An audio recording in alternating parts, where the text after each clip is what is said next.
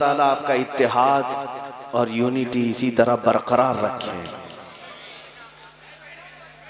मैं जलसे में जाने से पहले लोकेशन और उसकी जोग्राफियाई कैफियत को भी मालूम करता आता हूँ, किस खित्ते से हमें खिताब करना है, इलाका कहाँ पर है, किस तरह के लोग हैं। अल्लाह का बड़ा एहसान अजीम है कि आपके यहाँ कसरत से मुसलमान आबाद हैं और तुम्हारी ये आबादी बहुतों को खलती भी है, परेशान करती भी है, लेकिन इससे कुछ फर्क नहीं पड़ता। मेरे अजीजों, मशहूर कहावत भी है, जिस खित्ते में ज्यादा तौर पर शेर जिया करते हैं आसपास गीदड़ नहीं आया करते हैं। लेकिन उसके लिए शर्त यही है कि तुम्हारा इत्तेहाद ईमान की बुनियाद पर हमेशा बाकी रहना चाहिए। इसलिए कि गीदड़ भेड़िया तो छोड़ें, कुत्ते भी तुम्हें खा सकते हैं अगर तुम्हारा इत्तेहाद खत्म हो गया।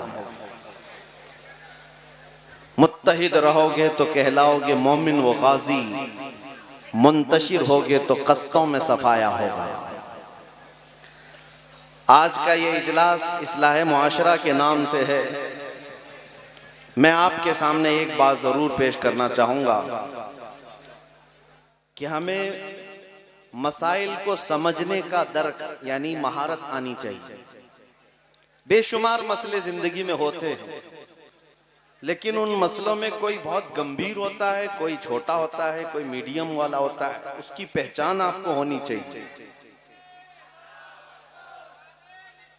अगर मैं आपको बताऊं, हिंदुस्तान के जनूबी इलाके में हजरत के लिए लोग बरसा बरस से इंतजार में रहते हैं, लेकिन बरगेन वाले फैज पाते रहते हैं। जब चाहें मन आए मारेरा हाजिर हो गए, अलीगढ़ हाजिर हो गए, या हुजूर खुद तशरीफ ले आ गए। अल्लाह तबारक व तआला ये सिलसिला फैज हमेशा आपके साथ कायम व दायम रखे। मैं गुफ्तगू शुरू कर चुका हूं। अब चूंकि यहाँ पर मशाइख मौजूद हैं, उनके सामने मैं ज्यादा देर तक नहीं हाजिर हो सकता, खड़ा नहीं हो सकता। जितनी देर मुझे बैकिंग पावर मिलता रहेगा आपके सामने हाजिर रहूंगा इंशाअल्लाह। इस्लाह मुआशरा के लिए सबसे पहली चीज हमें इस बात का दर्क होना चाहिए कि मसाइल हमारे पास बहुत सारे हैं, लेकिन उन मसलों की नौइयत अलग अलग होती है और मौका महल, ये भी तमाम चीजें इंसान को सबसे पहले ये सीखना चाहिए। अब आप जवान हो गए, इसमें से बहुत सारों की जवानी भी खत्म होने को आ गई। अगर वो अब तक मसाइल को समझ ना सके तो दुनिया में यूं ही आए थे और यूं ही चले भी गए। अजीज़ान गिरामी, आज के जो मसाइल हैं ये नए नहीं हैं, हर जमाने के हैं, हर जमाने के हैं, लेकिन इनकी शक्लें बदल जाती हैं, नाम बदल जाता है। आज बेशुमार मसाइल हैं तुम्हारे सामने गुफ्तगू करने के लिए। इसीलिए मैं कहता हूं कि मिसाल के तौर पर अगर कोई हमारे बारे में अभी आकर ये कहे मुआशरा तालीम में बहुत पीछे है, एक मसला है, बड़ा मसला है, इल्म से कोसों दूर वो उम्मत है जो पूरी दुनिया को इल्म देने के लिए आई। इस उम्मत का आज हाल ये कि इनमें गाने बाजे तमाशों की कसरत है, यहां पर फहाशी का दौरा है, बद अखलाकी आ गई है, किरदार नाम की चीज नहीं, ये सब मसाइल हैं। सूद का कारोबार हमारे मोहल्लों में, नशा सबसे ज्यादा बिकना और बेचना और करना और कराना हमारे मोहल्लों में। कितने मसाइल का मैं जिक्र करूं, लेकिन मैंने जो सबसे पहले आपके सामने बात अर्ज की वो ये है, जब मसाइल बेशुमार होते हैं तो इंसान को ये सोचना चाहिए कि मुझे फोकस किस पे करना है, किस मसले को मैं गौर से देखूं और किसका हल निकालूं। उसकी एक एग्जाम्पल मैं आपको देता हूं, मिसाल देता हूं। अल्लाह हजार बार ना करे किसी के घर में आग लग गई और आग के शोले पूरे घर को लपेटे में ले चुके हैं और आप किसी तरह से घर के अंदर जा चुके, आपका एक बच्चा घर के अंदर है, एक बच्चा जो अजीज जान है वो घर के अंदर मौजूद है, आग लगी है चारों तरफ से, आप अंदर चले गए, लेकिन जहां बच्चा है वहीं पर एक आपकी माल की, आपके सोने चांदी जवाहरात की, आपकी कमाई की अटैची भी मौजूद है, आग की लपेट में वो भी है। एक तरफ आपके पैसों का, माल का, सोने चांदी का सूटकेस है और एक तरफ आपका बच्चा भी है, दोनों भी आग की लपेट में है। अक्ल रखने वाले किसी भी इंसान से मैं पूछना चाहता हूं, जब भयानक आग लगी हो और आप बचा सकते हैं इसमें, तो पहले किसको बचाएंगे? अपने बच्चे को बचाएंगे। कोई भी यही जवाब देगा। इसलिए कि माल तो फिर कमाया जा सकता है लेकिन जान बचाना जरूरी। ये वक्त की जरूरत को आपने महसूस किया, इसको कहते हैं जब आदमी इस तरह के मसाइल में घिर जाए तो वो फोकस किस पे करे, ये फैसला उसे करना होता है। उसको तवज्जो किस मसले पर देना है ये सोचना है। आज इन मसाइल को अगर हमारी कौम और कौम में मौजूद उलमा समझ लें कि हमें फोकस किन मसाइल पर करना है, तो लड़ाइयों झगड़ों में आज हमारी दिन और रात खराब नहीं होते। इसलिए कि मैं आपको बता रहा हूं मेरे अजीजों, आज हमारे किरदार की बेतरतीबी, हमारे इल्म का ना होना, हमारी औरतों की बेपर्दगी, बहुत सारे मसाइल हैं, आग लगी हुई है, लेकिन इन हजारों मसाइल में मैं आपको बताता हूं सबसे बड़ा मसला जिस पर फोकस करना चाहिए वो इज्जत रसूल पाक है, वो नामूस रिसालत का मसला है। नबी करीम सल्लल्लाहु तआला अलैहि वसल्लम की इज्जत पर जब हमला हो तो यूं समझ लें कि हमारी सिर्फ नहीं पूरी कायनात की जान पर हमला। जान है वो जहान की, जान है तो जहान है। जो अहम और इंपॉर्टेंट मसला होता है उस पर फोकस करना इंसान समझ ले। अब मसाइल इसलिए मैं कह रहा हूं, एक तरफ दरिंदे नाच रहे हैं, कूद रहे हैं, तुम्हारी तबाही के प्लान बना चुके हैं और मुनज़्ज़म तरीके से तुम्हारे यहाँ आ रहे हैं। वो भेड़िए जो तुम्हारे साथ कभी बात करने की औकात नहीं रखते, लेकिन आज वो तुम्हारी जेनोसाइड, नस्ल कुशी के मंसूबे बना रहे हैं। इसकी वजह यह है कि तुम्हें कुछ फर्क नहीं पड़ता, वो तमाम मंसूबे बना रहे हैं, लेकिन हमारे दरमियान किन मसाइल पर फोकस किया जा रहा है, हम किन मसाइल से उलझे हुए हैं। हमारे यहाँ तो छोटे छोटे मसाइल हैं, मस्जिद का सदर बन गया, कोई सेक्रेटरी बन गया, इसी में उसकी जिंदगी है और इन्हीं इख्तिलाफात में मोहल्लों में आग लगी हुई है। एक बात याद रखो मेरे अजीजों, इन छोटे मसाइल पर जितने उलमा भी उलझे हुए हैं, मैं किसी को खास तौर पर निशाने तनकीद नहीं बना रहा, लेकिन ये मैं जरूर कहता हूं कि मसाइल आप ही इस्लाह करेंगे, उलमा ही इस्लाह करेंगे। जिन चीजों में बेतरतीबी आप ही सही करेंगे, लेकिन हर तरतीब देने का एक वक्त होता है, किस वक्त क्या करना चाहिए। जामिया अशरफिया मुबारकपुर में हमारे एक उस्ताद थे और फरमाया करते, वो बहुत अच्छा मुहावरा था, कहते कि बेटा जिंदगी में ताजमहल नहीं देखे तो कोई बात नहीं, मौका महल जरूर देखना, ये बहुत जरूरी चीज है। और आदमी बेमौका बेमहल की किसी भी चीज पर अपनी जिंदगी और अपनी एनर्जी खर्चा करता रह जाए तो ऐसे शख्स को बेसूद कहा जाता है, बेफायदा कहा जाता है। मुझे बताओ आज हम लोगों को किस चीज के लिए माथा जोड़कर बैठना चाहिए, ये मॉब लिंचिंग के मुतालिक या हमारी बच्चियों के मुर्तद होने के खिलाफ? हमें इन मसाइल से यहाँ हिंदुस्तान में हम जूझ रहे हैं। और आपको पता है बाज़ाब्ता आईटी सेल बना करके गुंडे खरीदे हुए मुसलमान लड़कियों के मुतालिक एक ऐप बनाते हैं और उसमें मुसलमान बच्चियों के नाम और उसके साथ उनके रेट लगाए जाते हैं कि फला औरत का ये रेट है, फला औरत का ये रेट है। ये सब ये ऐप डाल करके तुम्हारी जिल्लत नहीं है तो और क्या है। इन मसाइल को देख करके मैं इमाम गजाली की वो बात याद आती है। आपने फरमाया था जब उम्मत रसूलुल्लाह की तौहीन पर खामोश हो जाए तो चंद दिन वो इंतजार करे, उनकी माँ और बहनों को बाजारों में नीलाम किया जाएगा, वो कुछ न कर सकेंगे, वो कुछ न कर सकेंगे। हम देख रहे हैं ये हालात। अजीज़ाने गिरामी वक़ार, दिल छलनी छलनी हो जाता है।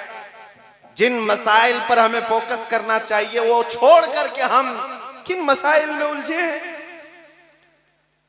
बेमौका बेमहल कुछ लोगों की बातें और इख्तिलाफात तो इस कदर शदीद बढ़ते चले जा रहे हैं। सोशल मीडिया आज मुनाजरे का अड्डा है। उलमा से भी मैं अर्ज गुजार हूं इस्लाह मुआशरा के लिए, आप उन मसाइल पर जरूर गुफ्तगू करें तन्हाई में जिन मसाइल में आपको तसल्ली नहीं, तशफ़ी नहीं। लेकिन आज उम्मत को कोई रास्ता देखने वाला कोई नजर ही नहीं आता। ये जिस तरह से जूझ रहे हैं मसाइल से, इनका हल क्या है। अजीज़ाने गिरामी वक़ार, सालों पहले की बात मैं आपको बता रहा हूँ। हुजूर मुजाहिद मिल्लत अल्लामा हबीबुर रहमान साहब रहमतुल्लाह ताला अलैह, ये हकीकत में नाम के साथ इस्म ब मुसम्मा थे, मुजाहिद मिल्लत थे। उनके दौर में जब ये जुल्म बढ़ता जा रहा था और इमरजेंसी के हालात भी आए थे, उस वक्त उन्होंने ये फरमाया कि मैं उम्मत को देख रहा हूँ इस कदर हालात में परेशान है और इनके लिए एक जगह बैठने को भी हमारे पास फुर्सत नहीं रह गई। उस जमाने की बात कर तो कहते हैं कि मैं चाहता हूं कि अकेला चला जाऊं सदर जमहूरिया के पास या बाहर बैठ करके मैं धरना दे दूं अकेला। तो आपसे किसी ने कहा आप अकेले जाकर क्या करेंगे? तो कहा कि वहां जाकर के कहूंगा कि आज तो हमारी हालत यही है कि साथी साथी कह के पुकारूं, साथी हो तो जवाब आए, फिर झुंझलाकर सर दे पट खूंचर ले मौला वाली। आज उन्हीं हालात के हम शिकार हो गए। अजीज़ाने गिरामी वक़ार, मैं आपको झिंझोड़ते हुए इस बात का सवाल करता हूं, तुम उस रसूल पाक की उम्मत हो जिस रसूल पाक की उम्मत के लिए कुरान कहता है कुंतुम खैरा उम्मतिन उखरिजत लिन्नास, तुम इंसानों में सबसे बेहतरीन उम्मत हो, सबसे बेहतरीन उम्मत हो। ये लक़ब किसी और ने नहीं दिया, तुम्हारे खालिक ने दिया है तुम्हें, तुम्हारे रब ने तुम्हें ये लक़ब दिया, तुम सबसे बेहतरीन उम्मत हो। लेकिन दुनिया तो आज हमें सबसे बुरा कह रही है। उसकी वजह क्या है? रहमान ने हमें जो सबसे अच्छी उम्मत कहा उसकी वजह क्या थी? तअमुरून बिल मारूफ, तुम लोगों को अच्छाई की बात करते हो, व तन्हौना अनिल मुनकर, बुराइयां देखते हो तो रोक देते हो, व तुमिनून बिल्लाह, और अल्लाह पर गैब से ईमान लाते हो, बिना देखे अल्लाह पर ईमान लाते हो। ये तीन आदतें तुम्हारे अंदर हैं, इसलिए तुम सबसे बेहतरीन उम्मत हो। अब आप अपने गरेबान में झांक कर देखें, क्या वो तीन आदतें अब भी मेरे अंदर हैं या नहीं? मेरा मौला तो फरमा रहा है तुम सबसे बेहतरीन उम्मत हो, कुंतुम खैरा उम्मतिन उखरिजत लिन्नास। किस लिए बेहतरीन उम्मत हो? तअमुरून बिल मारूफ, अच्छाई का हुक्म देते हो, तन्हौना अनिल मुनकर, बुराइयों से रोकते हो, तुमिनून बिल्लाह, और अल्लाह पर ईमान लाते हो। क्या ये तीनों चीजें हैं तुम्हारे अंदर आज या नहीं? अजीज़ाने गिरामी वक़ार, अच्छाइयों की तरफ बुलाना कब के बंद कर दिया हमने, और बुराइयों से रोकना ये भी खत्म हो गया। हमारे गली मोहल्लों में आज इस कदर बुराइयां पनप रही हैं और लोग आज हमसे, अभी अभी की बात है, जलसे में आने से पहले लोग कह रहे हैं यहाँ किसी को कुछ कहें तो लड़ाई पर आ जाते हैं, सब एक दूसरे के हाथापाई पर आ जाते हैं अगर इनको किसी बुराई से रोक दिया जाए। अब आपको मैं बता देता हूं, अगर बुराइयों को देखकर खामोश बैठे रह गए तो तबाही आएगी, अजाब आएगा। जिब्राइल अमीन अलैहिस्सलाम हुजूर की बारगाह में हाजिर हुए, रसूल करीम सल्लल्लाहु अलैहि वसल्लम की बारगाह में अर्ज किया, या रसूल अल्लाह, एक बस्ती ऐसी थी जिस पर अल्लाह ने अजाब नाजिल किया, और अजाब का हुक्म जब दिया रब ताला ने कि ऐ जिब्राइल, इस बस्ती को उठाओ ऊपर और नीचे की तरफ पलट दो। जिब्राइल अमीन कहते हैं मैंने अल्लाह की बारगाह में अर्ज किया, ऐ मौला इस पूरी बस्ती में तेरा एक नेक बंदा भी है, उसने कोई गुनाह नहीं किया, वो हमा वक्त तेरी इबादत में रहता है। हैं बस्ती वाले बहुत गुनहगार, सब बुराइयों में मुब्तला है, लेकिन वो नेक बंदा भी तो है उस बस्ती में, उसका क्या करें? रब ताला का हुक्म हुआ है जिब्राइल उसको भी उसी अजाब में गिरफ्तार करो। है नेक बंदा, इबादत गुजार, लेकिन जब बस्ती पर अजाब आ रहा है तो वो भी उस अजाब में होगा। जिब्राइल अमीन कहते हैं अल्लाह के जलाल के आगे वजह पूछने की हिम्मत नहीं हुई, उसका कसूर क्या है, लेकिन अल्लाह का हुक्म था, अजाब आया, बस्ती तहस नहस हो गई, खत्म हो गई, उसका निशान भी खत्म कर दिया गया। सालहा साल बीत गए तो जिब्राइल अमीन अर्ज करते हैं मैंने रब्बुल आलमीन से अर्ज किया, मौला उस एक बंदे का क्या जुर्म था, वो तो तेरा नेकोकार बंदा था, वो तो तेरा इबादत गुजार बंदा था, वो अगरचे बुरे लोगों की बस्ती में रहता था, उसका क्या कसूर है? रब ताला ने फरमाया जिब्राइल वो नेक तो था, परहेजगार था, लेकिन उसकी आंखों के सामने बुराइयां होती थी, वो रोजाना देखता था और खामोश रहता था, लिहाजा बुराइयां देखकर खामोश रहने वाले का भी वही अंजाम है जो बुराई करने वाले का अंजाम है। तन्हौना अनिल मुनकर पे अगर अमल करना छोड़ दिया तो और एक खसारा मैं आपको बताता हूं। बहुत सारे लोग आकर के हमसे ये कह रहे मैं बड़ी दूर से आया हूं मियां, आपके इस भरगेन में आकर मैं आपको तंबी करूं कि डीजे ना बजाओ, आपके यहां मैं आकर के ये कहूं कि शादियों में नाच गाने ना करो, तुम भी तो मुसलमान हो, फरीजा तुम्हारे ऊपर भी है इस्लाह करने का, सिर्फ मौलवियों के ऊपर नहीं, सिर्फ खतीबों के ऊपर नहीं है, इस्लाह मुआशरे की इस्लाह करने का फरीजा हर मोमिन का है, हर मुसलमान का है। आप किसे हो सके तो इस्लाह करो, लेकिन उसके भी तरीके मेरे आका ने फरमाए। आप किस कैटेगरी में आते हैं अपने आप को अभी शुमार करके देख लेना। मैं 3 कैटेगरी गिनाता हूं।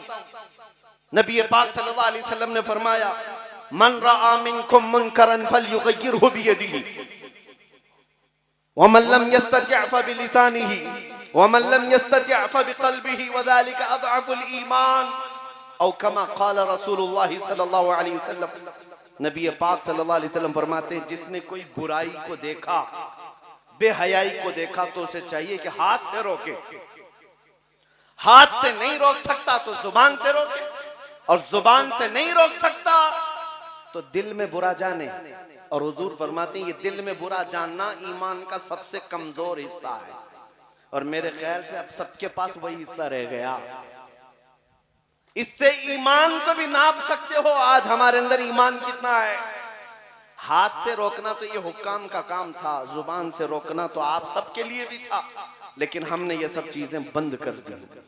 कुरान में अल्लाह फरमाता ला युहिब्बुल्लाहुल जहर बिस्सू, छठा पारा यहीं से शुरू होता है। अल्लाह फरमाता है किसी भी बुराई को अलल ऐलान कोई करता है तो अल्लाह हरगिज पसंद नहीं करता।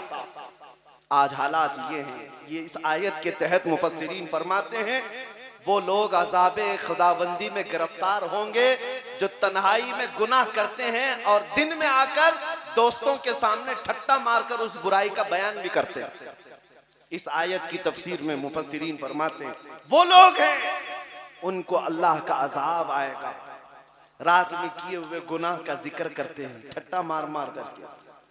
नौजवानों के यहाँ ये फैशन बनता चला जा रहा है, मैंने उस लड़की को छेड़ा है, इसने उस लड़की को छेड़ा है।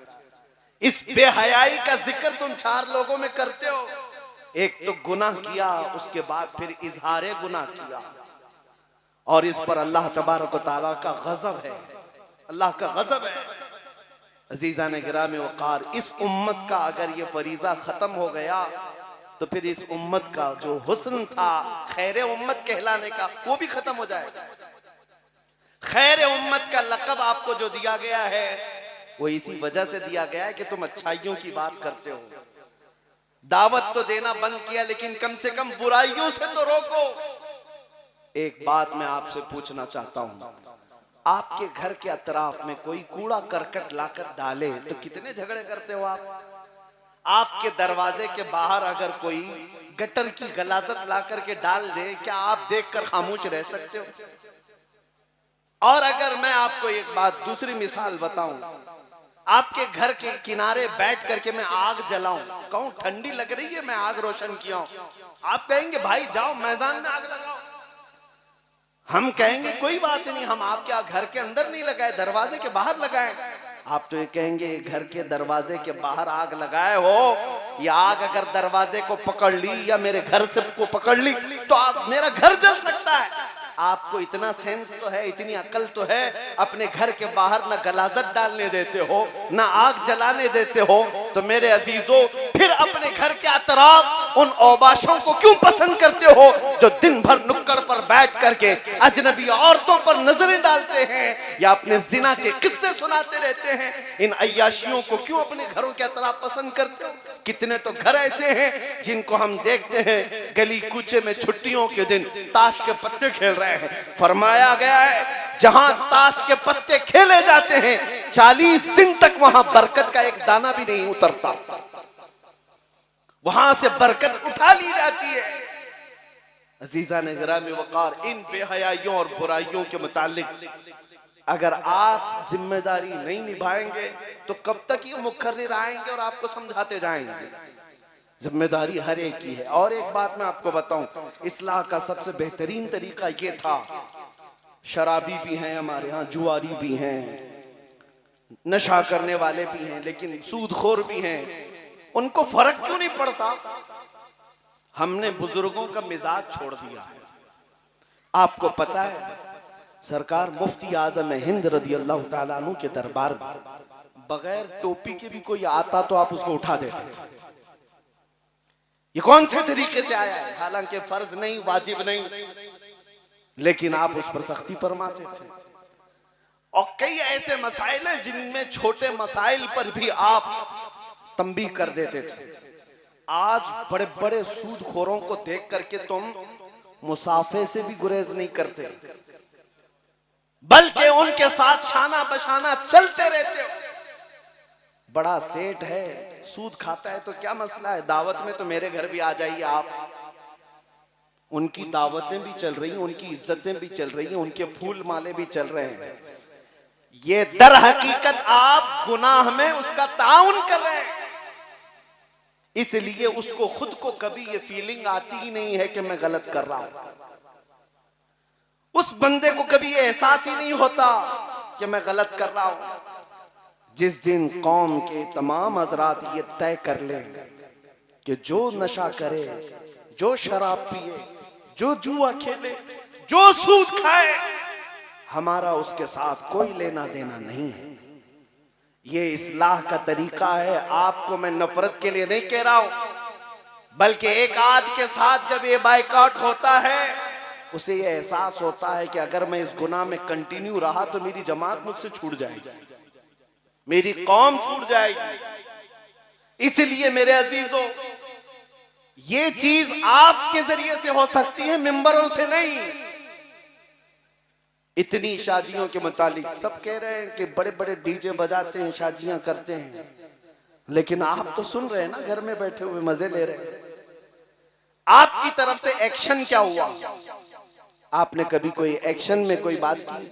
यहाँ कौम के बड़े लोग भी होंगे, कई इलाके ऐसे हैं जहाँ के उलमा को मैं जानता हूँ, अल्हम्दुलिल्लाह हमारे इलाके में कि किसी शादी में डीजे वगैरह बजाया जाए तो वहां कोई आलिम निकाह पढ़ाने नहीं जाता, कोई आलिम नहीं जाता। इलाके के तमाम उलमा इस बात पर इत्तेफाक करके बैठे हुए हैं कि हम इनका निकाह नहीं पढ़ाएंगे।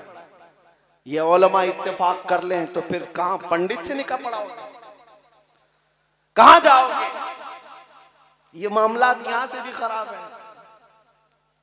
उलमा को भी ये चाहिए कि इन बेहयाइयों को देखकर सिर्फ आप अपने मिंबर से नहीं, अमली तौर पर इनको तंबीह करें। अगर आप नहीं बचेंगे तो हम में से कोई नहीं आएगा।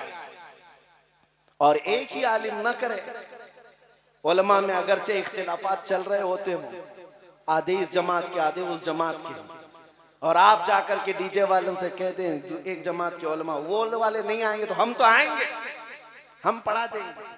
फिर कौम मजाक बना देगी उलमा का, कौम मजाक बना देगी। और आपको पता है आज होता है, तलाक दे चुके होते हैं, दारुल इफ्ता में आते हैं, जवाब मिल जाता है, लेकिन वो ऐसा मुफ्ती ढूंढ रहे होते हैं जो हलाल कर दे।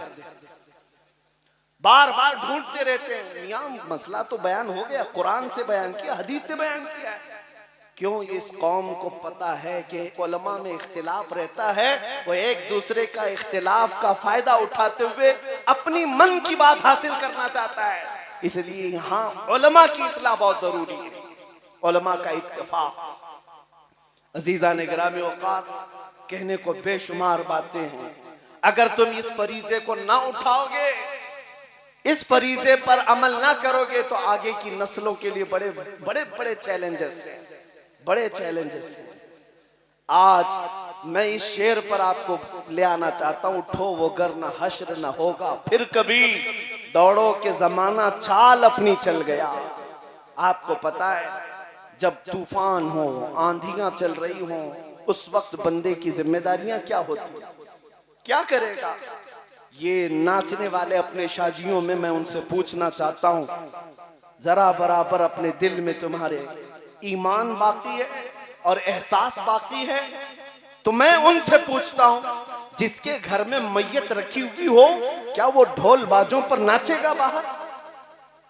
किसी की माँ का इंतकाल हो, किसी के बाप का इंतकाल हो, क्या वो बाहर रक्स कर रहा हो, डांस कर रहा हो? मेरे अजीजों, अल्लाह के हबीब सल्लल्लाहु ताला अलैहि वसल्लम का दिया हुआ पाकीज़ा मुआशरा तुम्हें नाच गाने के लिए नहीं है। आज उम्मत कसम पुरसी के आलम में है। तुम्हारे कानों में अगर वो मुल्के शाम के बच्चों की चीख आई होती, रात पूरी बेकरारी में गुजर जाती। तुम फिलिस्तीन के बच्चों की आवाजें सुन लेते। बरसों हो गए मेरे अजीजों, एक रोटी का टुकड़ा भी अगर उनको मिल जाए तो छीना झपटी करते हैं। यहाँ तुम शादियों में खाने गटर और नालियों में फेंक देते हो। मुझे खुद याद है, आज से 4 साल पहले की बात, इराक में बगदाद शरीफ में 11वीं के मौके पर हम हाजिर थे। हमारे जितने साथी थे 11वीं करना चाह रहे थे। हमने कहा 11वीं करेंगे, पकाएंगे, हम ही खाएंगे, जितने खा रहे हैं वही खाएंगे। अल्लाह ने सबको आपको खिलाया है। आओ रिफ्यूजी कैंप में, जो जंगों में जिनके घर तबाह हो चुके, झोंपड़ियां डालकर रह रहे हैं, हम बकरे काटते हैं, उन तक गोश्त पहुंच जाए, ये सबसे बड़ी 11वीं है। लोगों ने 13 बकरे काटे थे। मैं सिर्फ एक बात आपको बता रहा हूं, हम झोलियों में भर भर करके रिफ्यूजी कैंप गए थे और ले जाकर के जब तकसीम करने के लिए आए, वो बच्चे ऐसे लिपट पड़े थे कि हमारे कपड़े फट गए, सिर्फ एक एक टुकड़ा गोश्त का लेने के लिए। और जब एक पाव किलो का गोश्त का टुकड़ा किसी बच्चे को दिया जाता, वो चूमता था, आंखों से लगाता था, अपनी अम्मा को पुकारते हुए झोपड़ी में भाग रहा होता कि अम्मा गोश्त आ गया, गोश्त आ गया। ये मंजर देखकर जितने हम तकसीम करने के लिए गए थे रो पड़े थे मेरे अजीजों। ये हालात आज उसी रसूल की उम्मत के साथ हैं और तुम्हें जरा बराबर एहसास नहीं, दर्द नहीं। आज हमारे नाचने के दिन नहीं है, हमारे रक्स करने के दिन नहीं है। नौजवानों को नाचते हुए रक्स करते हुए देखते हैं तो दिल के अंदर अजीब सी कैफियत पैदा होती है। तुम्हें पता है मेरे आका ने फरमाया, चम्मच गिरने की जो आवाज आती है, इससे भी शैतान खुश होता है। घर के अंदर चम्मच गिरने की आवाज शैतान को वो भी अच्छी है। और जब औरत, इसीलिए बुजुर्ग फरमाया करते, जो पायल पहनती है उसमें घुंघरू लगे होते, मना है क्या उसके पायल के घुंघरुओं की आवाज पर शैतान नाचने लगता है। ये तो छोटी छोटी आवाजें, और तुम जो डीजे लगाते हो उससे तो पता नहीं कितनों के कलेजे फट जाएं, कितने हार्ट पेशेंट मर जाएं, कितनों के घरों के सामान हिल जाएं। तुम इतनी बड़ी बड़ी आवाजों पर रक्स करते हो, और क्या करने जा रहे हैं, क्या करने जा रहे हैं? कहते तो है हम सुन्नत रसूल को आबाद करने जा रहे हैं, शादी सुन्नत रसूल है। भला ये मुमकिन कैसे है? मेरे नबी की सुन्नत अमल करने जा रहा है, हराम तरीके से इब्तिदा। ये पॉसिबल नहीं हो सकता, ये मुमकिन नहीं है। अजीजा ने गिरामी वकार, तुम अगर मुस्तफ़ा करीम सल्लल्लाहु ताला अलैहि वसल्लम के सच्चे मोहब्बत करने वालों में हो, इश्क करने वालों में हो, तो तुम ये तमाम चीजें भूल जाओगे। एक बुजुर्ग ने फरमाया, कितनी प्यारी मिसाल है, कितनी प्यारी मिसाल है। एक यहूदी ने उनसे कहा, उस बुजुर्ग से, कहा कि तुम्हारी कितनी जमातें हैं? एक मौलाना ये कहता है, एक मौलाना ये कहता है। यहूदी डिबेट कर रहा था। उन्होंने कहा है इख्तिलाफात है। कहा मुझे लाल पसंद है, इनको हरा पसंद है, इनको काला पसंद है। हम में सबकी पसंद अलग अलग है, लेकिन जब हमसे ये कह दिया जाता है रसूलुल्लाह की ये पसंद है, हमारी सारी पसंदें कुर्बान कर देते हैं। फिर हमारे दरमियान लाल काला पीला नहीं आता, हम उस पर चलते हैं जो रसूलुल्लाह की पसंद है। ये उम्मत का खासा होना चाहिए। आज ये फकीर कादरी आपके सामने आकर खड़ा होकर ये अर्ज कर रहा है, मेरे मुस्तफा को कैसा मुआशरा पसंद था, कैसा मुआशरा पसंद था।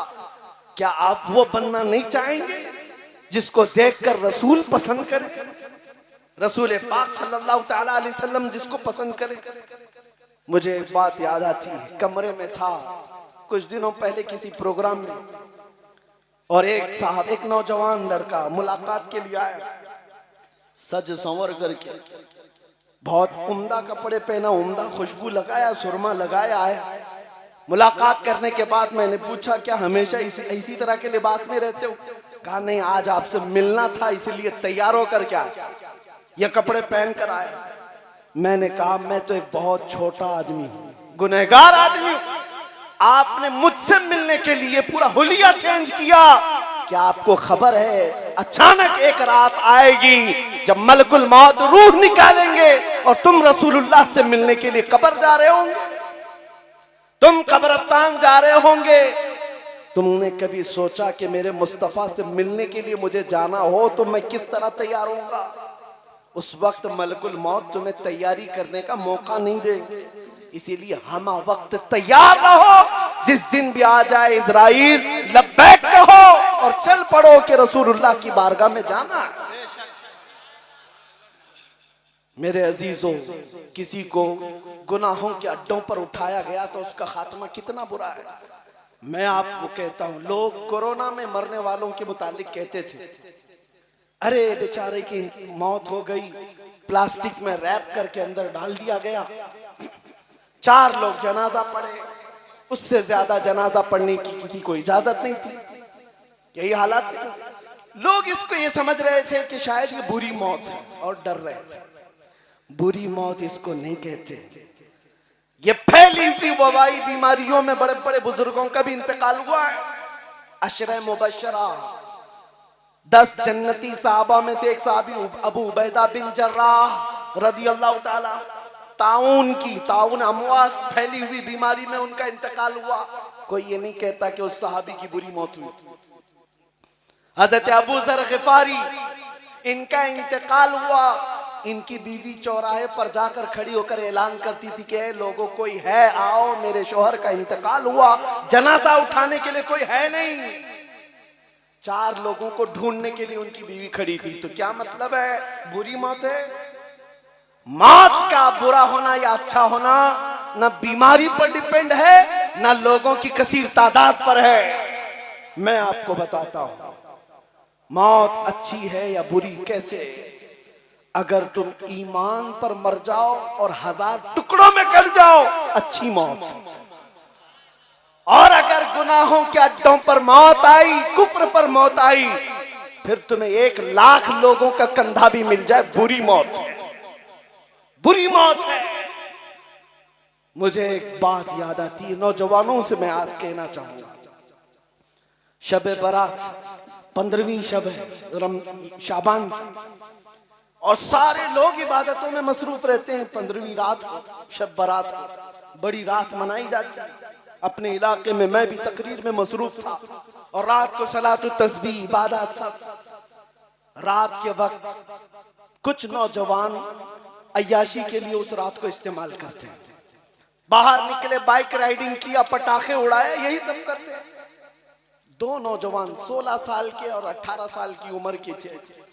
बाइक राइडिंग करते करते हाईवे पे गए और एक ट्रक से टकराए, जगह पर मौत हुई। मैं ये कह रहा हूं बड़ी रात थी, हादसे में मौत हो गई। हादसे में मौत हो गई, भेजा ही बाहर आ गया, लाया गया। लेकिन जो अहम बात है वो मैं बता रहा हूं, जब उन दोनों की लाशें लाई गई घर में तो दोनों के मुंह से शराब की बदबू आ रही थी। ये बड़ी रात है, शब बरात, सारी दुनिया तौबा करने में मसरूफ है, रब के हुजूर मांग रही है, गिड़गिड़ा रही है, और तुम्हें शैतान कहां लेकर गया? तुम शराब भी पी लिए और मौत उसी हालत में आई। मेरे अजीजों, कितने ऐसे लोग हैं जो जनाजा उठाने से कतराने लग गए।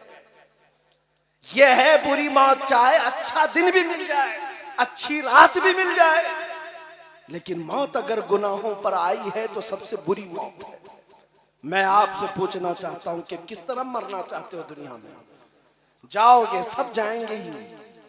और अगर कोई ये सोच कर बैठा है कि अभी थोड़ी ना मौत आने वाली है, तो मुझे लिख करके दे दे कोई, क्या अभी मैं नहीं मरने वाला? मेरे अजीजों, एक मिनट का हम में से किसी को पता नहीं। मेरे आका सल्लल्लाहु ताला अलैहि वसल्लम जो सैयदुल अंबिया हैं, फरमाते मैं एक सजदा करता हूं तो दूसरे सजदे तक जिंदा रहूंगा या नहीं रहूंगा इसका यकीन नहीं रखता। दूसरे सजदे तक की बात है। आज आप सबको हम वक्त तैयार रहना चाहिए कि हमें जाना तो है अल्लाह की बारगाह में, रसूल पाक की बारगाह में। इसी को इमाम अहले सुन्नत फाजिल बरेलवी 100 साल पहले से ये समझाते आ रहे हैं। आज ले उनकी पनाह, आज मदद मांगो उनसे, कल न मानेंगे कयामत में अगर मान गया। कयामत में तो सब मानेंगे हुजूर की इज्जत देखकर, आज मान ले मेरे अजीज, आज मान ले। आज मैं तुम्हें दुहाई देता हूं, ऐ नौजवानों, तुम्हारे कंधों पर बड़ी जिम्मेदारियां हैं, तुम्हारे कंधों पर बड़ी जिम्मेदारियां हैं। तुम करबला की दास्तानें सुनते हो, मौला हुसैन के शहजादों की शहादत सुनते हो, लेकिन क्या ये रोने धोने के लिए शहादतें बयान की जाती हैं? कभी तुम में से कोई क्यों नहीं खड़ा होकर कहता मेरी उम्र भी 21 साल की हो गई, 22 साल की हो गई, लेकिन दीन बचाना तो दूर की बात है, मैं अपने आप के दीन पर लाने के लिए भी इतनी मेहनत नहीं किया जितना वो 3 दिन तक लड़ते हुए भूखे प्यासे अपनी जानों की कुर्बानी देकर चले गए।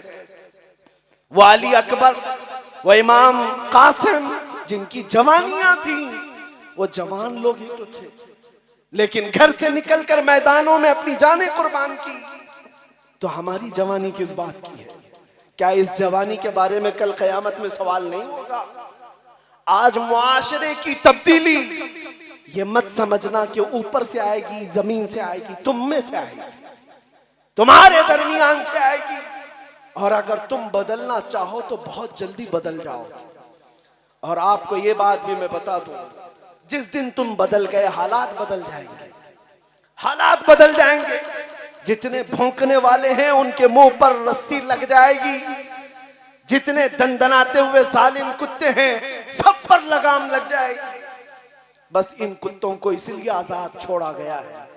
आपको पता है बगदाद में ततारियों ने हमला करके पूरे बगदाद को तबाह कर डाला था, तोड़ दिया था, मुसलमानों की खोपड़ी से मीनार बना दिया था। किसी को अगर कलमा पढ़ते देखते तो मारते थे ततारी। एक दिन वीरान बगदाद है, सुना सुना है, कुछ नहीं है।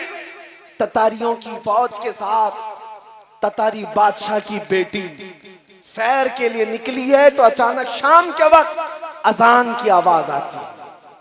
अजान की आवाज आती है, वो खड़ी हो गई, कहा हमने तो यहां सरों का अंबार लगा दिया और मुसलमान कोई नाम से बचा भी नहीं, यह अजान की आवाज कहां से? उसने रुक करके कहा कि देखो कहां से। जाकर देखा गया तो एक बूढ़ा शख्स है जो अजान दे रहा है। पकड़ करके लाए उसको, ला करके उसको बांध दिया। उस खातून ने कहा इसको दरबार में लेकर चलो। लेकर आने के बाद उस खातून ने पूछा बड़े साहब आप मुसलमान हो? कहा हाँ अल्हम्दुलिल्लाह मुसलमान। कहा पूरा बगदाद खत्म कर दिया है हमने, पता है मैं किसकी बेटी हूँ? बादशाह की बेटी हूँ। हमारी फौज ने तुम्हारे छींतरे उड़ा दिए।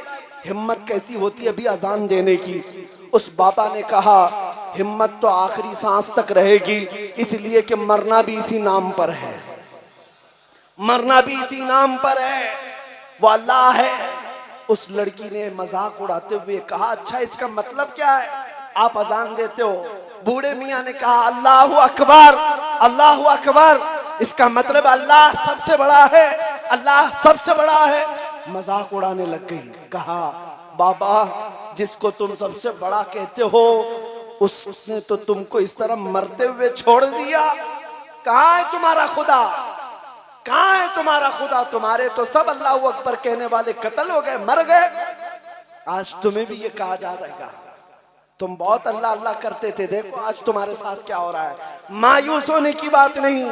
उस बूढ़े साहब ने कहा, हंस करके कहा कि बात सही कहती हो तुम। अगर ये पूछ रही हो वो कहाँ है, अल्लाह अल्लाह है, मदद भी करता है।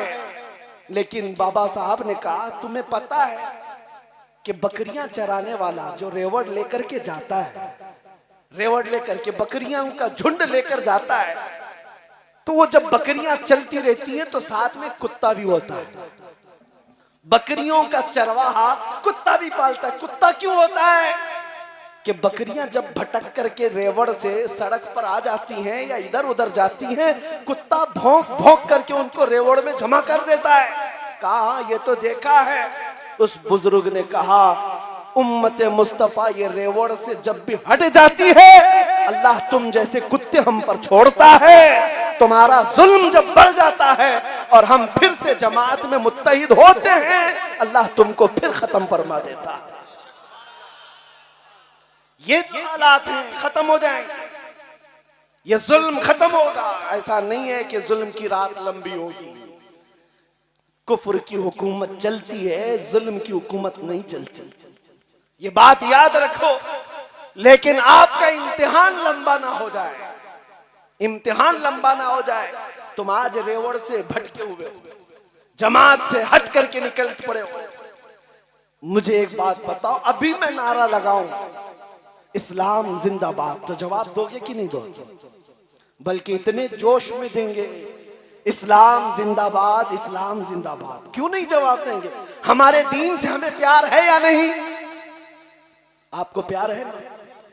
और इस्लाम जिंदाबाद का नारा लगाएंगे?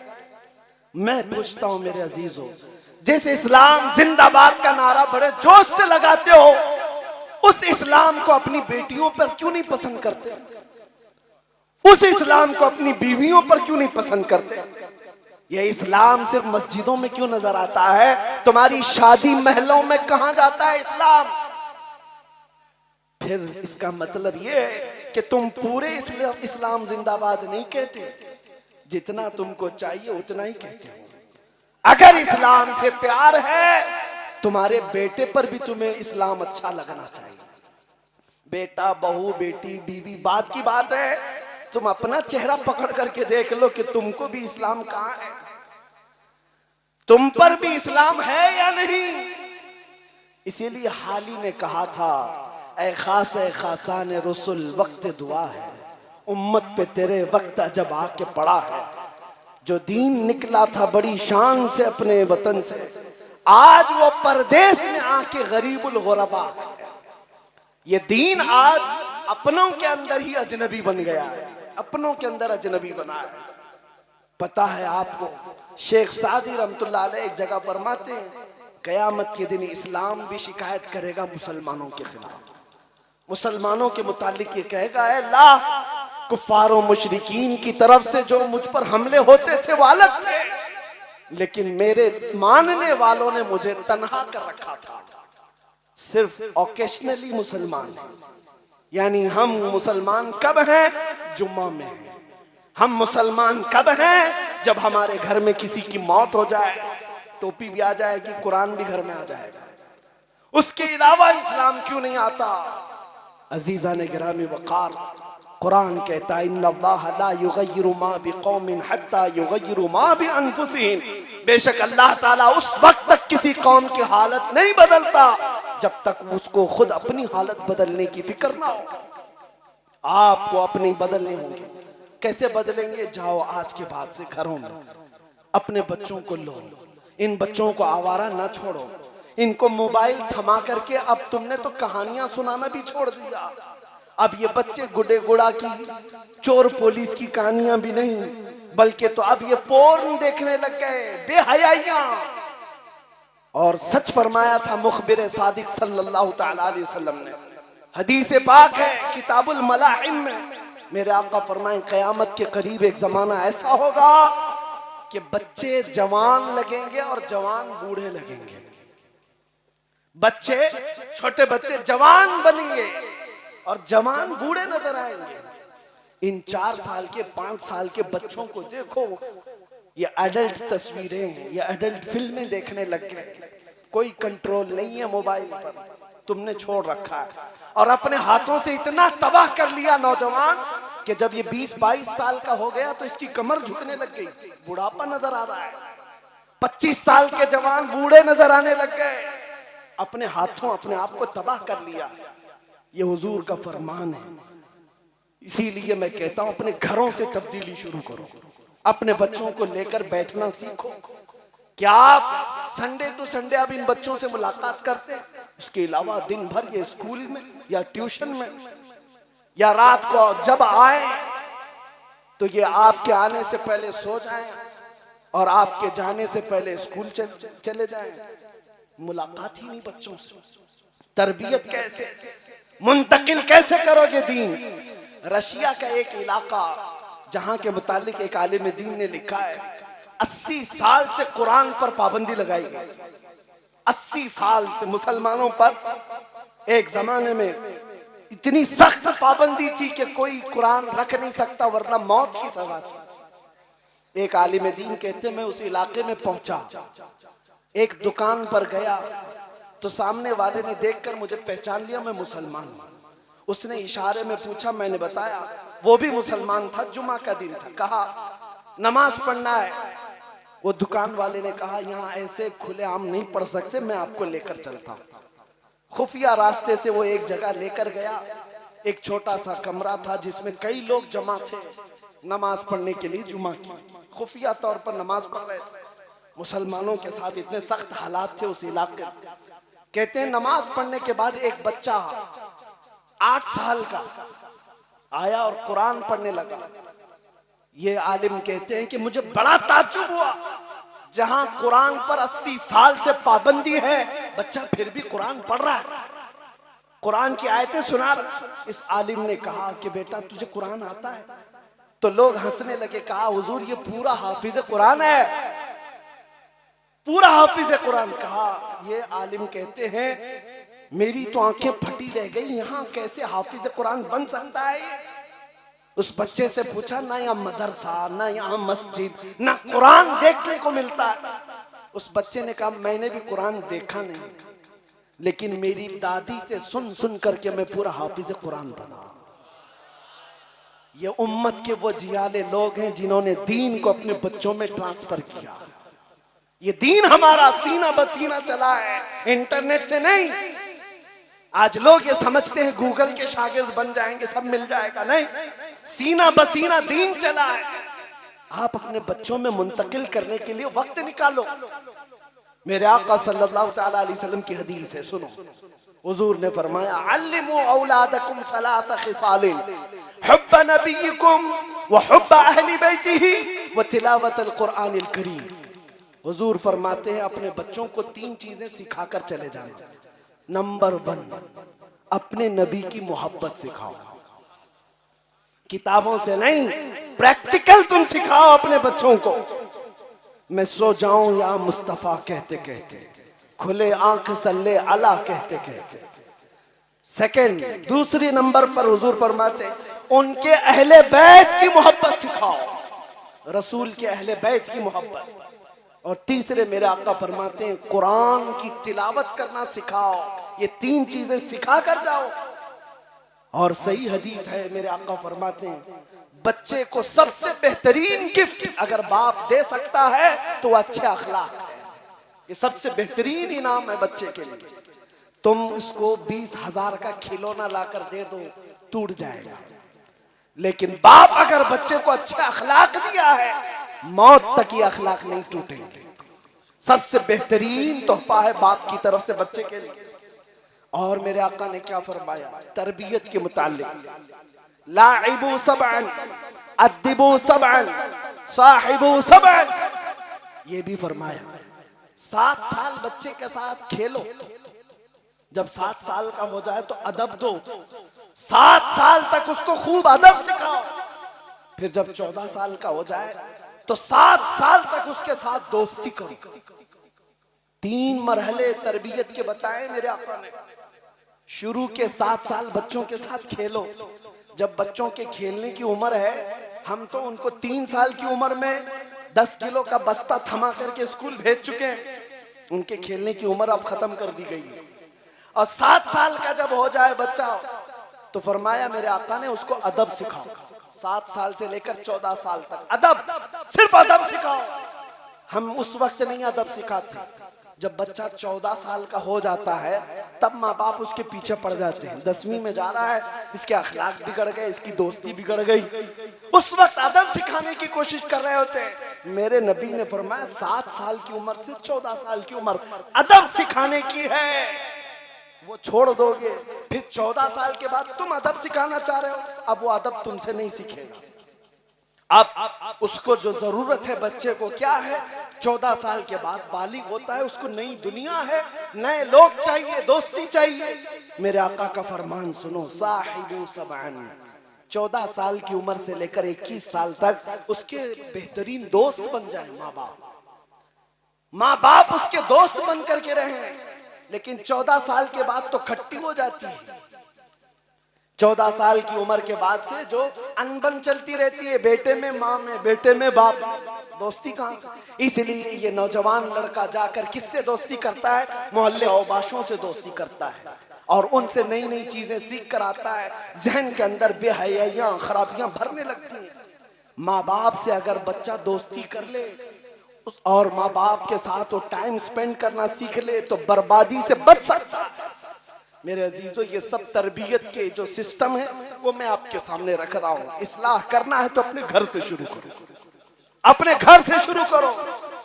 आपको पता है मिस्र में मैंने देखा, अगरचे हमारी जमात के लोग नहीं है, उन्होंने एक घर बनाया हुआ है, वहां पर कंटिन्यू कुरान पाक की तिलावत चलती रहती है और वो कुरान पाक की तिलावत, तफसीर और बहुत कुछ वहां रखा गया है। वो सिर्फ और सिर्फ ओनली प्रेग्नेंट लेडीज के लिए, हामिला औरतों के लिए बनाया गया। पहली मर्तबा देखा तो बताया उन्होंने कि यहाँ सिर्फ और सिर्फ हमल की औरतें आती हैं, कंटिन्यू ये कुरान सुनती हैं, पढ़ती हैं, तफसीर वगैरह। कहा इसलिए कि फरमाने रसूल है कि हमल के दौरान माँ जो करती है उसका असर बच्चे पर होता है। इसलिए हमने इसी वक्त से उसका प्लान शुरू कर दिया। फिर दूसरी बात यह है कि ये यहूदियों में, इजराइल में ऑलरेडी चलता है। इजराइल में बाज़ाब्ता कोई औरत हामिला होती है, उस औरत को पजल गेम खिलाते हैं और उसको टफ फंडे हल करने के लिए देते हैं, बिजनेस की किताबें पढ़ने के लिए कहते हैं। यहूदियों का माइंड यही कहता है कि तुम्हारा पैदा होने वाला बच्चा बेहतरीन दिमाग वाला और बेहतरीन बिजनेस वाला बनना चाहिए। वो तो मास्टर प्लानिंग पेट से कर रहे हैं और यहाँ हमारे बच्चे 20 साल के हो गए, अभी तक उनके पीछे कोई प्लानिंग नहीं। पैदा भी कर दिया, छोड़ भी दिया। ये उम्मत का हाल नहीं होना चाहिए। आप तब्दील करो अपने मुआशरे से, अपने घरों से। इंशाअल्लाह एक वक्त ऐसा आएगा कि तमाम हालात बदल जाएंगे, तमाम हालात बदल जाएंगे। कितना भी खराब मुआशरा हो, बदल जाएगा। आपको अगर ऐसा लगता है ये पुराने नशेड़ी लोग हैं, नहीं नशा छोड़ेंगे, पुराने शराबी हैं, नहीं छोड़ेंगे, ये बात कहना छोड़ दो।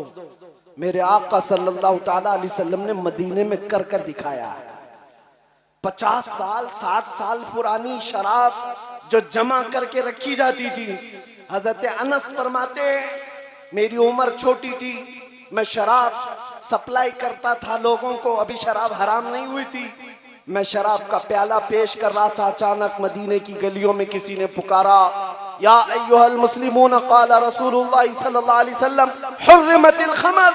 ऐ मुसलमानों, अल्लाह के रसूल ने फरमाया आज से शराब हराम है।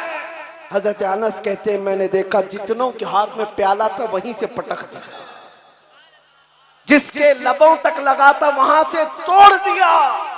किसी ने ये नहीं कहा कि जाकर हम हुजूर से पूछ लेंगे अभी हराम हुई कि नहीं हुई।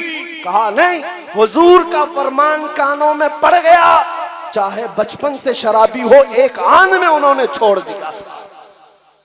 अजीजान गिरामी वक़ार, मेरे नबी पाक सल्लल्लाहु ताला अलैहि वसल्लम की मोहब्बत में वो असर है। इसीलिए मैंने कहा शुरू में ही फोकस करो इस मसले पर, अपने बच्चों में हुब्बे नबी पैदा करो, फिर ये हर बुराई खुद से छोड़ेगा इंशाअल्लाह, नशा भी छोड़ेगा। हमने ये प्रैक्टिकल देखा है, मेरे साथ होने वाले मामला।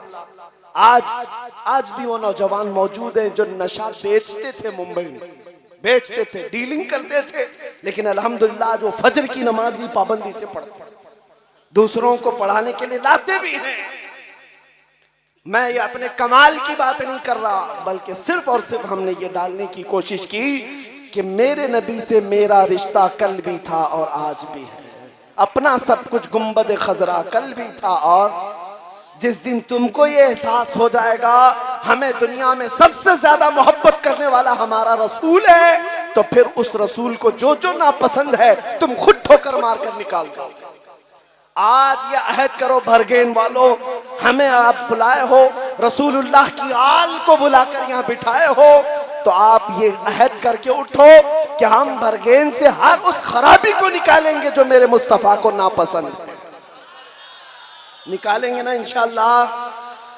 आप जो नौजवान बचे हुए हैं वो भी अहद करेंगे। हम शादी करने से पहले, एक अजीब बात नहीं है, वो मौलाना लोगों से मसले बहुत पूछने आते हैं, बहुत मसले, वजू के मसले, नमाज के मसले, ज़कात के मसले, सब मसले, और तलाक के मसले तो ज्यादा आते हैं, ये सब मसले आते हैं। लेकिन नौजवान ये क्यों नहीं पूछने आता कि मौलाना ये बताएं मेरे नबी पाक को कैसी शादी पसंद थी। अगर सच्ची मोहब्बत हो तो आप ये पूछते हुजूर को कैसी पसंद थी, तो आपको ये बताया जाता मेरे आका को कैसी पसंद। नबी पाक सल्लल्लाहु अलैहि वसल्लम का फरमान आलीशान है, इन्ना अअज़मन निकाहि बरकतन ऐसरुहु मऊनतन औ कमा क़ाल रसूलुल्लाह। मेरे आका सल्लल्लाहु अलैहि वसल्लम फरमाते हैं सबसे बेहतरीन निकाह और सबसे ज्यादा बरकत वाला निकाह वो है जिस निकाह में खर्चा कम किया जाता है। ये हुजूर का फरमान सुना रहा, जिस निकाह में खर्चा कम किया जाता है। आपको पता है एक सहाबी आए, कहा हुजूर गरीब हूं लेकिन शादी की ख्वाहिश है। हुजूर ने फरमाया कर दी जाएगी तुम्हारी शादी मदीने में, लेकिन मेहर तो देना होगा। अपनी बीवी को मेहर तो दोगे, मेहर कानून है। कहा क्या दूं? कहा कोई एक चांदी की अंगूठी। कहा हुजूर इतनी औकात नहीं है चांदी की अंगूठी औरत को दे दूं। कहा जाओ लोहे की अंगूठी। उस साहबी ने कहा मैं आका मेरी इतनी भी औकात नहीं, एक लोहे की अंगूठी देने की भी औकात नहीं। हुजूर पाक ने अंसार सहाबा में से एक की बेटी का निकाह उस नौजवान सहाबी के साथ तय किया, और उसके बाद मेहर क्या, उस सहाबी से पूछा ना तू चांदी की अंगूठी मेहर में दे पाएगा, न लोहे की अंगूठी देने की ताकत है। हल माअका मिन सूवरिल कुरान, क्या तुझे कुरान की कोई सूरे याद है? उस सहाबी ने कहा कज़ा व कज़ा या रसूल अल्लाह, फला फला सूरतें याद हैं। हुजूर ने फरमाया जा तेरा निकाह करता हूं और मेहर में तू अपनी दुल्हन को कुरान की सूरतें याद करा दे। हुजूर ने निकाह को इतना आसान किया और फरमाया मेरे आका ने कि इतना आसान कर दो निकाह के जिना मुश्किल हो जाए। तुमने उल्टा कर दिया, निकाह को इतना भारी बना दिया कि जिना आसान है आज लोगों के लिए। क्या क्या झमेले पाल रखे हैं, और सबसे बड़ी खराबियां हमारे इस मुआशरे में जो दर आई हैं ये हिंदुआना रस्म और रिवाज हैं। तुम पड़ोस में रहते रहते सब चीजें उनकी अडॉप्ट करने लग गए। हमारे यहाँ ये सब चीजें हैं नहीं। आप कभी क्यों नहीं पूछते मेरे नबी की 9-10 शादियां हुई, हुजूर ने क्या मेहर दिया था, किस तरह शादियां हुई थी। चलो हुजूर सल्लल्लाहु ताला अलैहि वसल्लम की 10 अज़वाज का मामला एक तरफ, अपनी सबसे प्यारी बेटी सैयदा कायनात फातिमातुज़ ज़हरा का निकाह कैसे किया था। मदीने में आज जाकर के ढूंढ करके दिखाओ वो हाल कहाँ है जहाँ शादी हुई थी उनकी, वो कहाँ है, सजावट कैसी थी। मेरे अजीजों मस्जिद नबवी में ये सादा निकाह था फातिमातुज़ ज़हरा रज़ियल्लाहु ताला अन्हा का। मैं आपसे ये नहीं कहना चाहता हूं कि आप शादी बिल्कुल ही खत्म करो, अपनी अपनी हैसियत के मुताबिक शादी अच्छी करो, खिलाओ पिलाओ, लेकिन हराम काम को तो आने मत दो। अगर अल्लाह ताला ने इस्तिताअत दिया, आप ये चाहते मेरी शादी में 1000 लोग खाएं, ठीक है, खिलाना सवाब है, आप खिलाओ, 1000 नहीं 10,000 को खिलाओ, गुरबा मसाकीन को खिलाओ अपनी शादी में, कोई मसला नहीं। लेकिन जहां तुम इसमें फिर दिखावे पर आ जाते हो, फिर हराम कारियां ले आते हो, हद तो ये है मेरे अजीजों, कई ऐसे इलाके मुसलमानों के मुझे समझ में नहीं आते कि जहां नामर्दों को, हिजड़ों को लाकर शादियों में नचाया जाता है। नाउज़ु बिल्लाहि मिन ज़ालिक। किस तरफ चल पड़ी ये कौम? कहां है तुम्हारी अखलाक? हरगिज नहीं रवा है तुम्हारे लिए। आपको ये सवाल करना चाहिए, मेरे नबी को कैसी शादी पसंद है? आपको बता दिया जाता, लेकिन पूछता नहीं नौजवान, क्योंकि बहुत सारी कुर्बानियां देनी पड़ेंगी, छोड़ना पड़ेगा। आज ये अहद करो है नौजवानों, मैं मुआशरे में मौजूद बेहयाइयों और बुराइयों को मिटा करके हुजूर की सुन्नतों को जिंदा करूंगा इंशाअल्लाह। मेरे आका ने फरमाया, मन तमस्सक बिसुन्नती इंद फसादी उम्मती फलहु अजरु मिअतु शहीद, फलहु अजरु मिअति शहीद, औ कमा क़ाल नबी सल्लल्लाहु अलैहि वसल्लम। आपको आज के जमाने में एक बेहतरीन तोहफा देकर जा रहा हूं। नौजवानों, सवाब कमाना चाहते हो कि नहीं? जवानों से पूछ रहा हूं, इस फसाद के दौरान जहां अखलाक तबाह हो गए, इस वक्त अगर किसी ने हुजूर की एक सुन्नत को जिंदा किया, मेरे आका फरमाते हैं उसे 100 शहीदों का सवाब।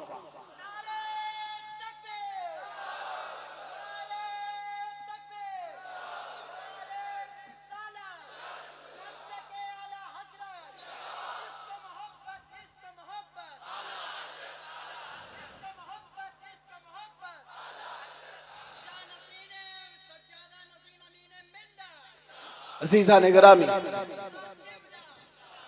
आपसे मैं एक बात कहूं, असर तो होना चाहिए जलसे में आने का। साल भर नहीं गुजरा होगा, शहर जबलपुर, मैं उसको शहर इश्क व मोहब्बत कहता हूं, आला हज़रत रज़ियल्लाहु तआला अन्हु का सफर किया हुआ शहर है। जलसे में हाजिर था, यही खराबियों पर गुफ्तगू की। रबीउल अव्वल शरीफ का महीना था। मैंने नौजवानों से पूछा, इस रबीउल अव्वल शरीफ के महीने में अपने नबी को क्या तोहफा देना चाहते हो? जाहिर सी बात है, जुलूस में बहुत कुछ सजाते हो, सब अपनी जगह पर, अपने अखलाक से कोई तो हुजूर को तोहफा दोगे। 12 नौजवान खड़े हैं। कहा, हम यहाँ ऐलानन ये कहते हैं, सबके सामने अहद करते हैं, हलफ उठाते हैं, शादीशुदा नहीं है, हम शादी करेंगे बगैर किसी जहेज के और सुन्नत रसूल के मुताबिक। मेरे अजीजों, ये कोई बड़ी कुर्बानी की बात नहीं है। अल्लाह ने तुम्हें मर्द बनाया है, भिखारी नहीं बनाया। मर्द बनाया, दोनों हाथ दिए हैं, कमाओ और खिलाओ अपनी बीवी को। एक लुकमा खिलाना सदके का सवाब है। और ये मांगने का रिवाज, इसी इलाके से एक फोन हमें आया था कि शादी है बहन की और उसमें हमारे जीजा को जो है बाइक देना है, उसके लिए कुछ ताउन होगा। ताउन के लिए वो चंदा मांग रहे हैं, बाइक देना है।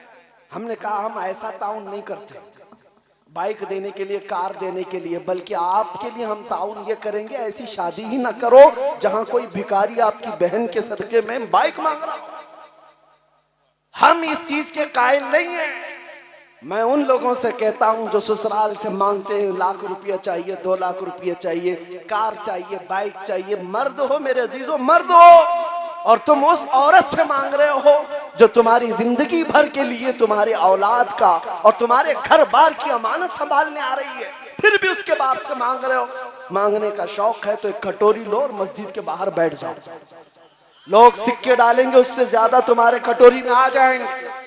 और अगर मांगना नहीं है तो आपको अल्लाह ने ताकत दिया है, जिल्लत के साथ अपने ससुरालों से मांग करके नहीं, अपने हाथों की कमाई खिला करके सदके का सवाब हासिल करो। आप इस चीज में आगे बढ़ो, इसलिए कि अल्लाह ताला ने कुरान में फरमाया, अर्रिजालु कव्वामून अलन निसा, मर्दों को अल्लाह ने हाकिम बनाया है औरतों पर। बात बहुत हो गई, बहुत सारी चीजें हो गई। आखिर में मैं बात सिर्फ इतनी कहूंगा, ये सब चीजें जो दर आई हैं सिर्फ वाहिद वजह ये है, उनके जो हम गुलाम थे खल्क के पेशवा रहे, उनसे फिरे जहां फिरा, फिर आई कमी वकार में।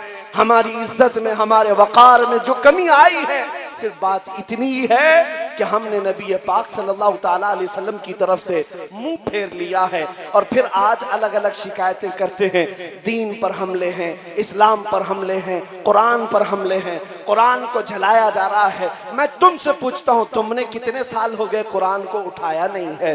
तुमने कितने दिन हो गए कुरान का एक रुकू पढ़ा नहीं है? तो फिर जब तुम कुरान को छूते भी नहीं, पढ़ते भी नहीं, तो उसकी हिमायत में क्यों आ रहे हो? आज ये दुनिया की कौमें पूछ रही हैं आज हमसे, मस्जिदें बचाने की तुम्हें फिक्र बहुत है। जब एक दरिंदा नाचते हुए उसके मीनार पर भगवा झंडा लहराता है, तुम्हारा कलेजा तो मुंह को आता है, लेकिन जब फजर के वक्त पूरी मस्जिद वीरान होती है, तुम तो बिस्तर गर्म कर रहे होते हो, तुम्हें मस्जिदों का ख्याल क्यों नहीं आता? तुम्हें पता है ये मस्जिदें क़यामत के दिन अल्लाह की बारगाह में शिकायत करेंगी, मौला इस कौम वालों ने मुझे बना तो लिया था लेकिन भूखा और प्यासा रखते थे। उससे पूछा जाएगा तू भूखी और प्यासी कैसी होती? वो कहती है जब अजान होती थी मुझे भूख लगती, अगर ये आ जाते तो मेरी भूख मिट जाती, मगर इन्होंने सफों को कभी भरा नहीं है, मुझे भूखा ही रखा, मुझे प्यासा ही रखा। ऐ मस्जिदों की हिफाजत के अलंबरदार, कुरान को बचाने की बात करने वालों, इस्लाम जिंदाबाद कहने वालों, मैं आपसे कहता हूं, मैं कोस नहीं रहा हूं आपको, मैं गाली नहीं दे रहा हूं आपको, बात सिर्फ दर्द की ये कह रहा हूं। दर्द से कुरान अगर हमने न भुलाया होता, ये जमाने ने जमाना न दिखाया होता, वो जमाने में मुअज़्ज़ज़ थे मुसलमान होकर, आज हम खार हैं तारीके कुरान होकर, आज हम खार हैं तारीके कुरान होकर। कुरान को छोड़कर जलील हुए, मुस्तफा को छोड़कर जलील हुए। इसलिए अहद करो, उठो उठो, वो गर न हश्र न होगा फिर कभी, दौड़ो के जमाना चाल अपनी चल गया। इसीलिए आला हजरत का ये शेर हमारी तकरीर का खुलासा है, हमारी तकरीर का लुब्बे लुबाब है। इसका पूरा का पूरा कच्चा चट्टा जिसको कहे वो इस शेर में है। मेरे आला हजरत फरमाते हैं, फिर के गली गली तबाह ठोकरे सबकी खाई क्यों, फिर के गली गली तबाह ठोकरे सबकी खाई क्यों, दिल को जो अक्ल दे खुदा तेरी गली से जाए क्यों। बस उस मुस्तफा की गली को अपना लो, इज्जतें तुम्हारे साथ।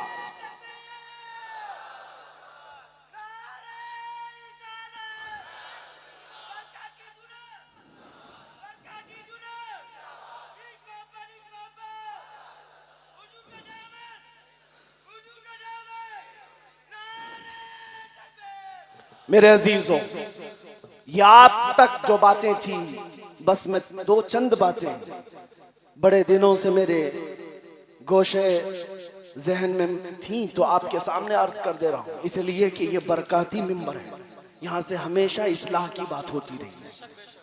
और अगर हुजूर अमीन मिल्लत अदाम अल्लाह फयूज़ुहु ताईद रही तो इसमें असर भी पैदा होगा इंशाअल्लाह। उलमाए किराम, हमारे इख्तिलाफात बहुत हैं, बहुत सारे इख्तिलाफात हर ज़माने में रहे, और मेरे आका के फरमान के मुताबिक उम्मत का उलमा का इख्तिलाफ उम्मत के लिए रहमत है। लेकिन इस इख्तिलाफ की दो किस्में, मजमूम और महमूद। इख्तिलाफ मजमूम वो है जिसमें गाली गलोच होने लग जाए, ये मौलवी की वो पैजामा पकड़ कर खींचे, वो इसकी खींचे, और दोनों एक दूसरे के खानदानों पर ताने कसने लग जाए, ये मजमूम है। इख्तिलाफ महमूद क्या है? किसी दलील पर आपका इत्तेफाक नहीं, आपको इख्तिलाफ करने का हक है लेकिन गाली देने का हक नहीं। आप एक दूसरे के दामन को खींच करके उसको जलील ना करो।